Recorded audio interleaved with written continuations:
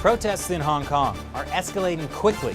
The Chinese regime is calling for a crackdown, and they haven't ruled out military action.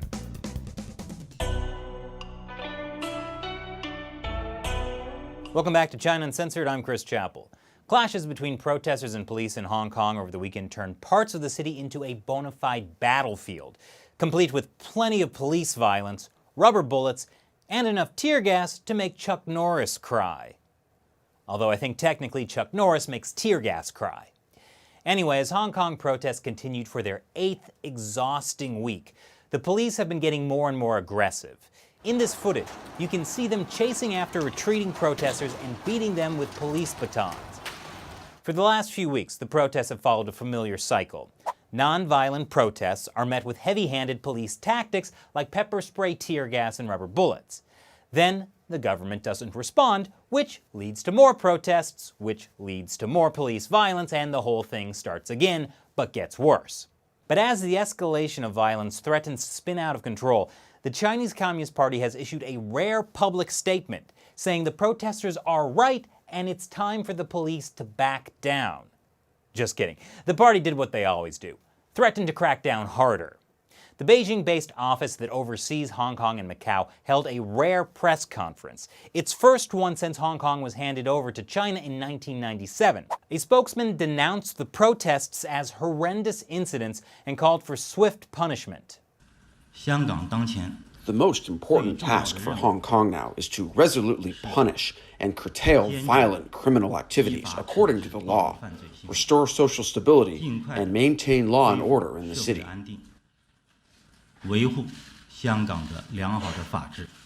Yes, the most important task for Hong Kong is to punish people and maintain order. That will definitely resolve the underlying issues that sparked the protests in the first place.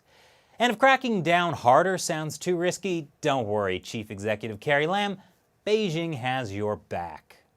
The central government firmly supports Chief Executive Carrie Lam leading the Hong Kong administration and carrying out their lawful duties, firmly supports the Hong Kong police strictly enforcing rule of law.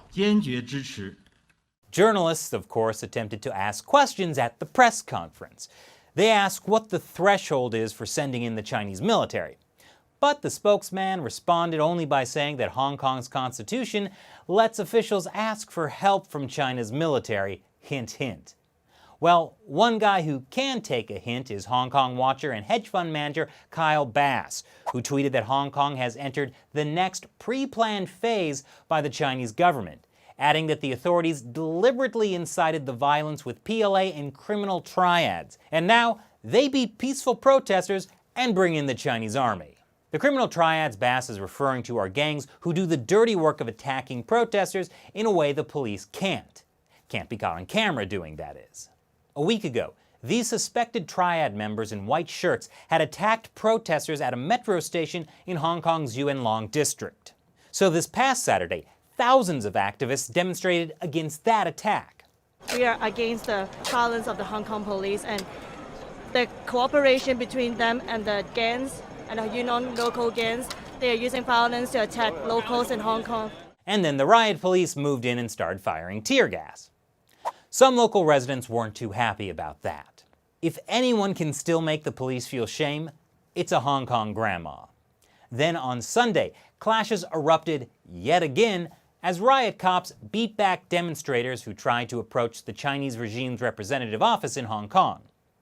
The protests this weekend were not given permission by the police, but people showed up anyway, which meant that when police arrested 49 people over the weekend, they could charge them with rioting, which carries a maximum prison term of 10 years.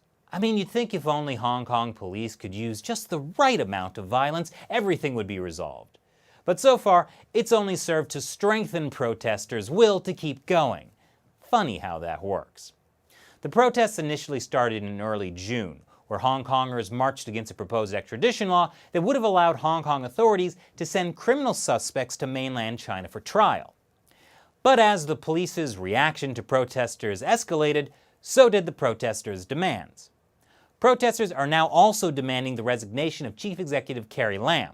Plus, they want everyone who's been arrested to be released, And they want an independent inquiry into police brutality.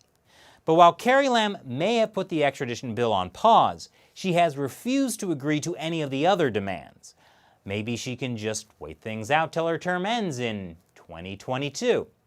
But I don't think the protesters are willing to wait that long. In fact, they've got a new slogan: "Reclaim Hong Kong, the revolution of our times."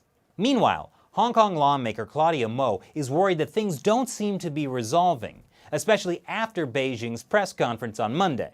And my personal take is that I'm so worried what happened in Beijing today, this afternoon, would actually help fan the fire of what's already been a tsunami of protest in Hong Kong.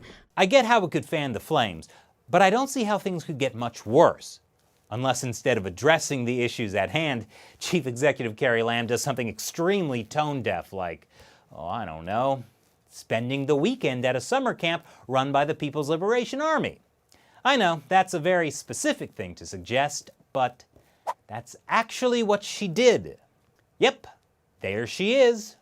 So with the Hong Kong leadership pretty much absent, the only way the protesters can talk to their government is this.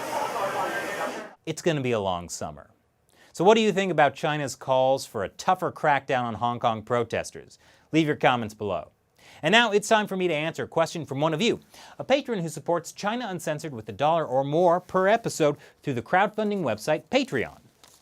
Kristen E. Strugberg asks, if it were that easy and straightforward a task, wouldn't China have invaded Taiwan long ago?